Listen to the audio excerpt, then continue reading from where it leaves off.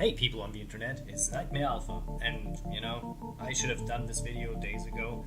I'm kind of sorry, I wanted to make this kind of the Valentines special kind of recording thing, but it didn't work out, mostly because, to be honest, what I wanted to talk about has not much to talk about in the first place. So, yeah, happy Valentine's Day everybody! So, what do I want to talk about today? Well, I want to talk about the Ancient Magus Bride, or I actually don't know what the Japanese title is, because I hate the Japanese titles. They're usually too hard to remember. Well, that's just a lie. I just stopped doing that a while ago because it's so much more convenient to actually watch and listen to the English version of it and stuff like that. All of that little nonsense that we people do. Anyway, but there's a little bit of a problem. I have a strict rule about only doing reviews about things that are done. Because let's say that I don't want to have hypocrisy in my work. One of the big problems I have with people is that they start judging the work before they have even really finished watching it. Meaning that problems they have might not actually been addressed to that specific point. Because A, they might have not come up, or B, the writer cares more about making interesting stuff with the characters or the story until he actually addresses some problems with his own narrative. Or her narrative, sorry, it's a gendered world. Where was I? Oh yes, so I don't want to be one of these hypocrisy idiots, and because of that I have the strict rule to only review fully completed work. And that's the problem. The Ancient Magus Bride at this point is still running. I think we're at episode 18 at the moment, and that means I technically can't review it. It's just not possible. I have these rules. You might say that is differently because, I have the anime reaction videos that are definitely made before the show's ready, but these are episode reviews, and episodes are done.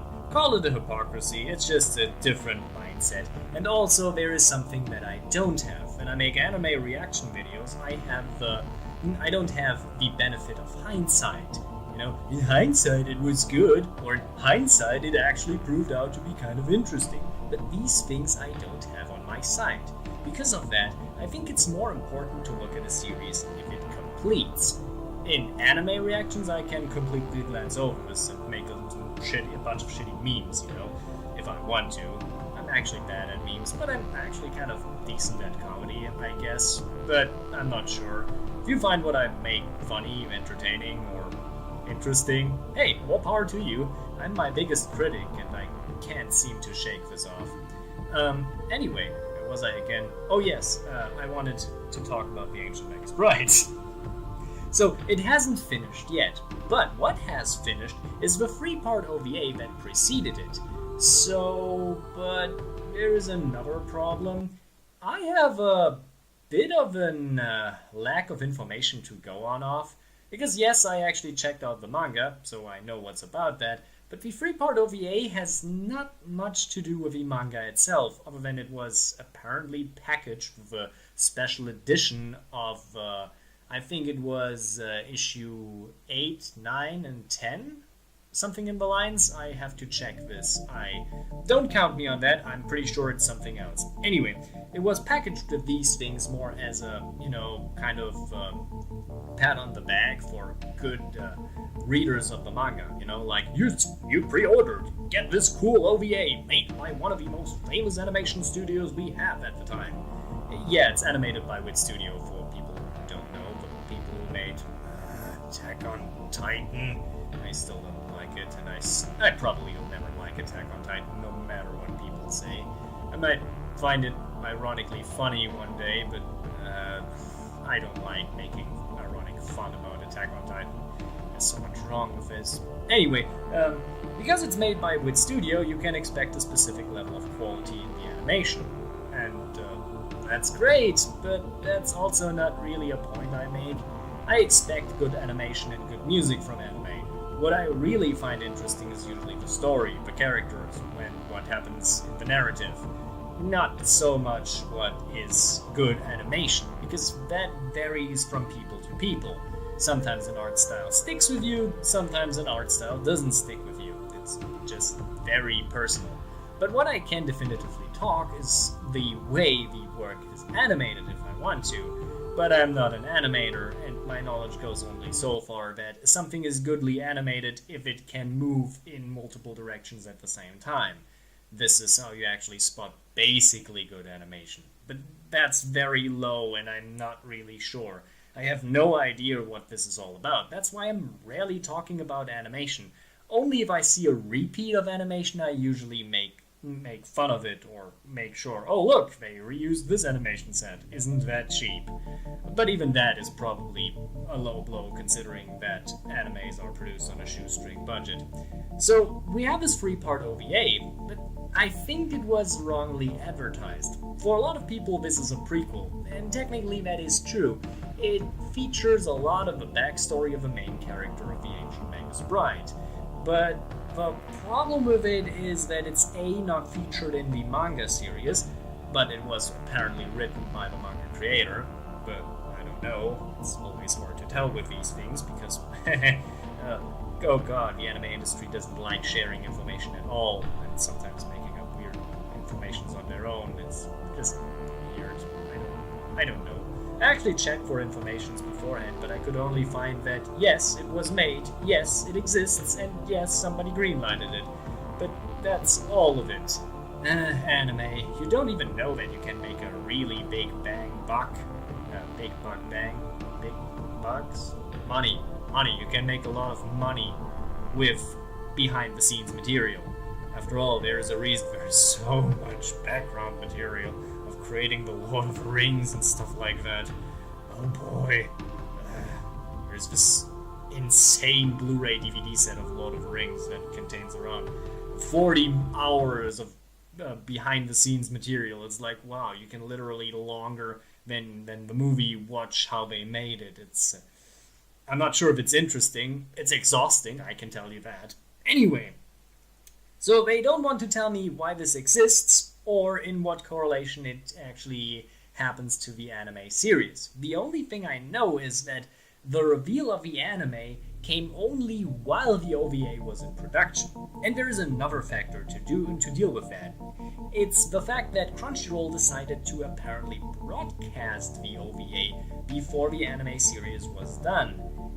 That goes a little bit against the concept of an OVA that is usually just a physical media bought by people as a, direct-to-DVD product. It kind of goes against the point that the creators or the publishers probably wanted to do. So it's kind of odd to me that Crunchyroll would actually do something that's completely against the idea of the OVA.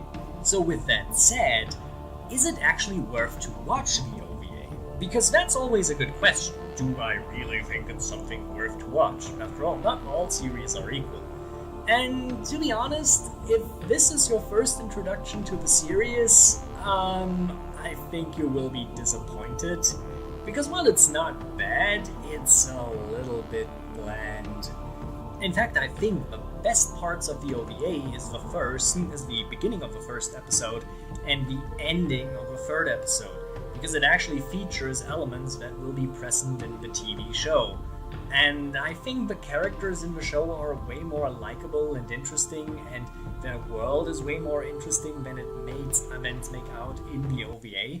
The OVA gets one thing very clear. One of the things I never actually thought about, and is actually kind of thought-provoking, is the idea that the main character can see spirits and that the spirits attach themselves to her because they are attracted to her. The main character, Chise, is what's known as a slave Aga that apparently attracts spirits, magical creatures, and is kind of liked by them. That makes her incredibly powerful, but also incredibly dangerous, so that's always a problem. Most of these slave Aga can see what they are actually attracting, and that's usually for the better, but Chise has the problem that she lives in Japan. Japan is one of these places in mythology that has more monsters and evil spirits than you actually could believe. And even the creatures that are not evil usually look incredibly weird. Just look at something that Studio Ghibli has produced. You will see that even the good creatures look some kind of weird. All kinds of weird, in fact. And for a young child confronted with that must be pure and utter horror. truly, it's disturbing.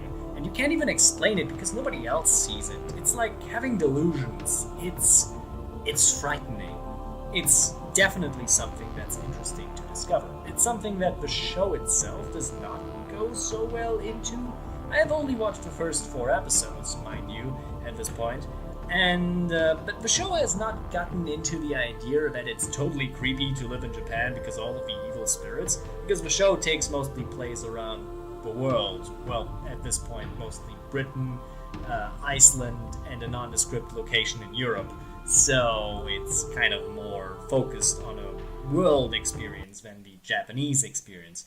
But that's actually a good thing in my opinion, because the world looks so much more alive because of that. The pacing of the OVA is also quite slow, but the animation quality is quite good. What you see are mostly interesting and unique visuals. It's just that it's not much in motion, because while there are some very impressive shots in the OVA, they're more the exception than the rule. After all, animation is expensive. It looks a bit better than the television show, but that's to be expected. After all, it was released a quarter of the year in distance to each other. Was that right? I don't know. English is still my second language. Because of that, there is a lot of time, so which studio could touch up the material very long and improve with what they had, and they probably got a good budget out of it because it's an OVA, and OVAs are usually designed to sell. That said, I think the anime television show looks fantastic and actually is very colorful, very alive. I love the color scheme, I love what they are going for. It's good, it's really good.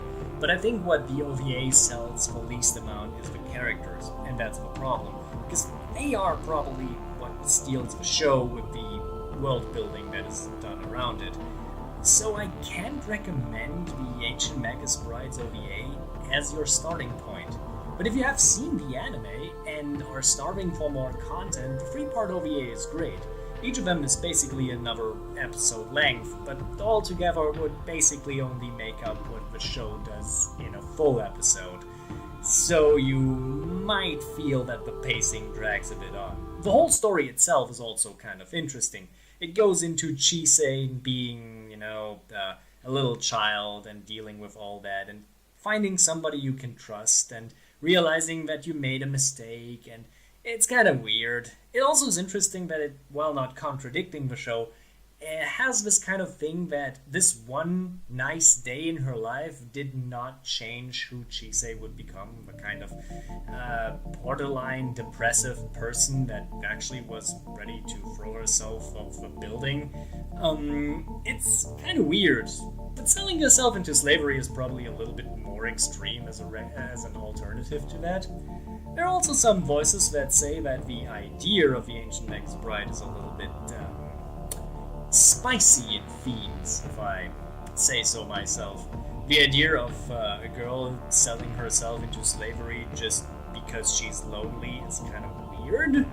Even worse is that there are some people that have a problem with the fact that, the main male protagonist is a very old person, hundreds of years old, and says to a 15-year-old that he wants to make her, his bride.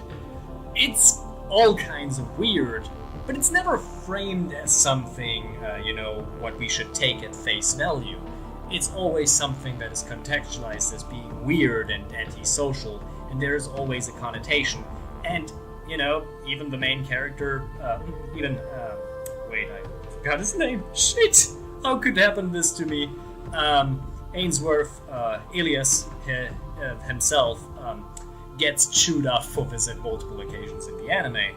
So I think there is a connotation there.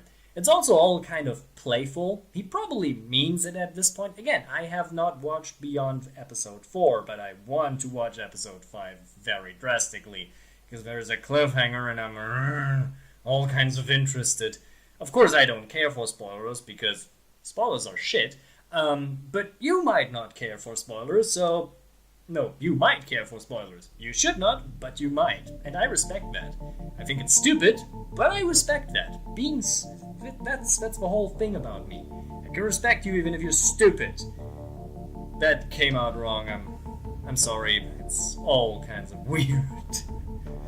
I have to get back into the flow of making videos again.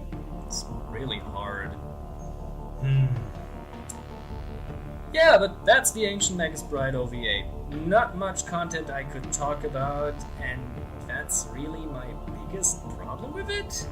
It's little for the length that it comes, but again, it's free on Crunchyroll, or, depending if you think that Crunchyroll is free.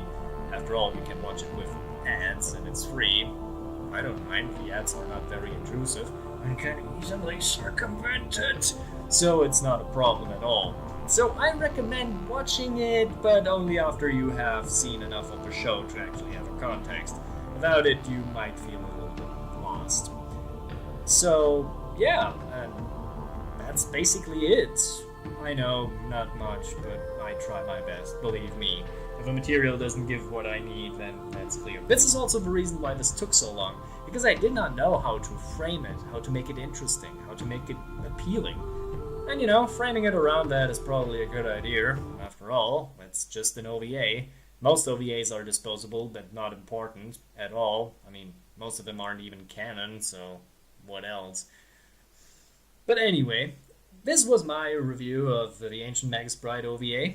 Should you come back next time? I don't know. Do you like vampires? I like vampires. So, basically consider this kind of a series that I'm doing, because the next thing that I'm going to review is Seraph of the End. And that's also made by Wit Studio. Kind of a theme here. Yay, I'm on a roll. Kind of. I don't know. Still. Anyway, I hope you liked that. If you liked it, you can click the like button down under the video. If you want to see the next video and be notified about that, click the subscribe button. And if you want to be the greatest person of them all, just hit that bell button and tell them that you want to have all my notifications, or at least most of the time. I don't know how you think about that. But if you didn't like it, there's the dislike button and the comment section. Please tell me what you didn't like, and tell me that I'm an asshole in the comments. That's very encouraging, by the way, and you should always do that. It's always helpful. But if you agree or disagree, watch it before you judge it. See you next time.